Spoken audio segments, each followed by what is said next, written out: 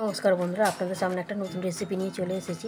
আজকের আমি কিভাবে গেঁড়ি কিংবা গুগলি রান্না করতে হয় সেই রেসিপিটা আপনাদের দেখাবো। গেঁড়ি কিংবা গুগলিটা আমি পালং শাক, বেগুন, শিম, আলু দিয়ে রান্না করব। সবজিগুলোকে কেটে পরিষ্কার করে নেব। বন্ধুরা, এগুলো সেদ্ধ করে নিয়েছি। গেঁড়িগুলোকে এইভাবে একটা ছুঁচ কিংবা পেরেক দিয়ে এইভাবে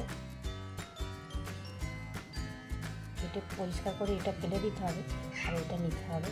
যেভাবে ছাড়াতে হয়, দেখুন কীভাবে ছাড়াতে হয়।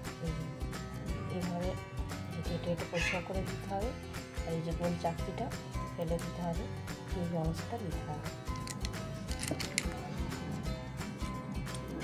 এইভাবে পরপর সবগুলো ছাড়িয়ে দেবে।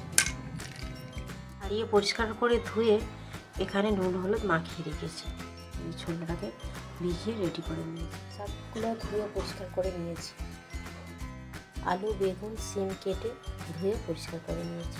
বড় সাইজে পেঁয়াজ কেটে নিয়েছি। কড়াইটা গরম হয়ে গেলে সরিষার তেল দিয়ে দিয়েছি। তেলের মধ্যে 5 ফোড়ন, তেজপাতা দিয়ে দিলাম। পেঁয়াজ কুচিটা দিয়ে দিলাম। পেঁয়াজগুলো একটু লাল লাল করে ভেজে নেব। এগুলো এর মধ্যে দিয়ে একটু ভেজে নেব।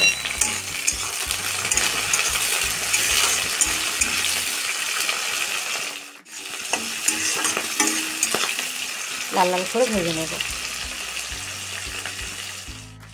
সবজিগুলো দিয়ে দিলাম। সবজিগুলো একটু লাল লাল করে ভেজে নেব।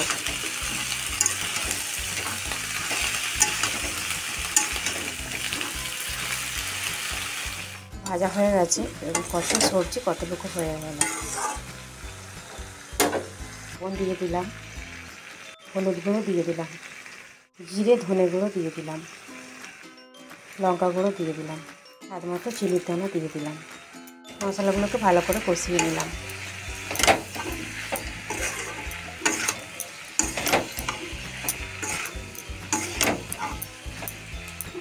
যেন কাঁচা ছোলা দিয়ে দিলাম। এরকম মশলাটা কষানো হয়ে গেছে। এভাবে সবজিগুলোকে ভেজে মশলাটা কষিয়ে নেবে। যত মশলা কষানো হবে ততই তরকারি স্বাদ হবে। পালং শাকগুলো এটা দিয়ে দিলাম।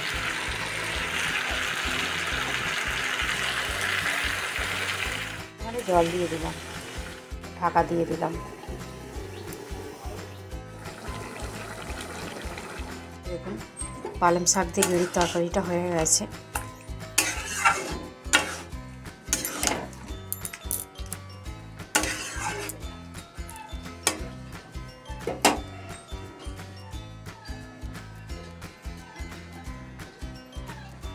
ভাজা মশলা ছড়িয়ে দিলাম, তরকারির স্বাদটা দুগুণ বেড়ে যাবে।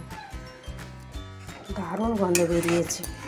যা গন্ধ বেরিয়েছে আর থাকা যাচ্ছে না। মনে হয় যেন এক থালা ভাত এক্ষুনি খেয়ে নিই। পালং শাক দিয়ে গেঁড়ির তরকারি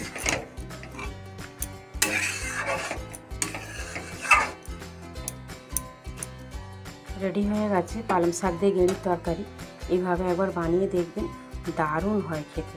খেতে অনেকভাবে বানায়, আমি যেভাবে বানালাম এইভাবে একবার বানিয়ে দেখবেন, খুব সুস্বাদু হয়।